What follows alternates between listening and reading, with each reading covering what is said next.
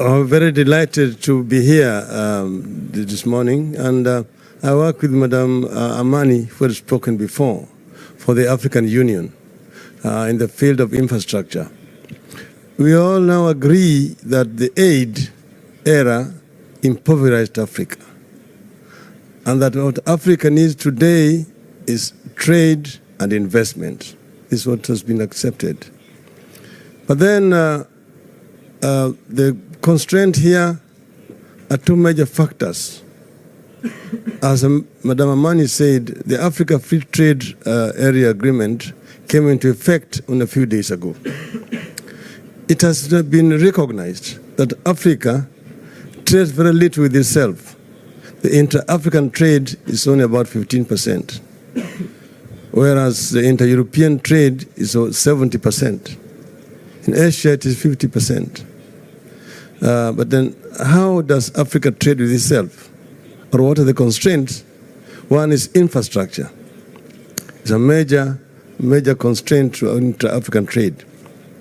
Madam Sylvie here has told you she comes from Central African Republic, a stone throw away from Kenya.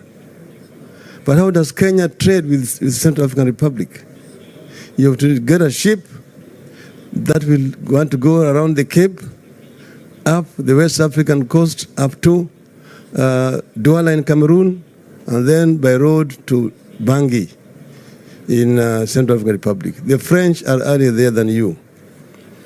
So we're talking now of trying to connect Africa. And the African Union has come up with infrastructure projects.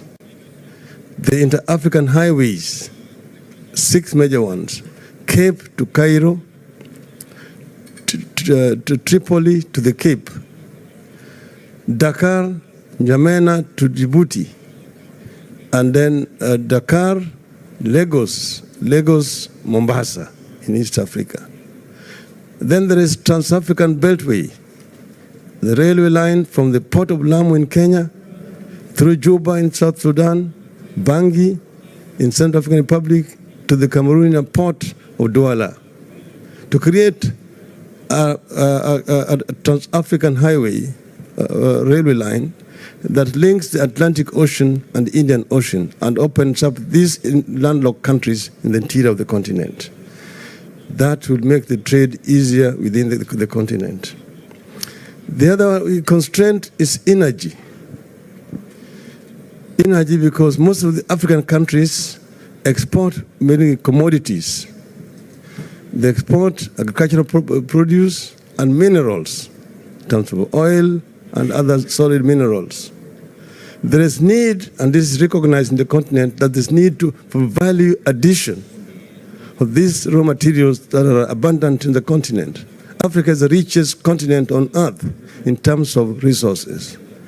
So this is an area where Africa also requires investment in order to add value to these resources which are abundant in the continent before they are exported to the rest of the world. And here is where we need Russian investments. First, energy, because most of African countries are energy deficient. Some of our countries have oil, like Angola, Nigeria, Egypt, and so on, but others don't. That here we have, for example, a huge hydroelectric potential in the Congo River called the Odinga Dam, with the potential to produce 110,000 megawatts of power. This cannot be developed as a national project by the DRC. So it requires to be developed as an African Union project. And investment is required in order to be able to tap this potential and interconnect the continent. We have the Southern African Power Pool, the Eastern African Power Pool, the Northern African Power Pool, the Central and the Western African Power Pool. It could all be connected. This is also another area where there could be opportunity for cooperation between Africa and Russia. Thank you. I rest my case. That was wonderful. Can I just have a round of applause for a fantastic panel, experts and brilliance, beautiful comments. Thank you so much.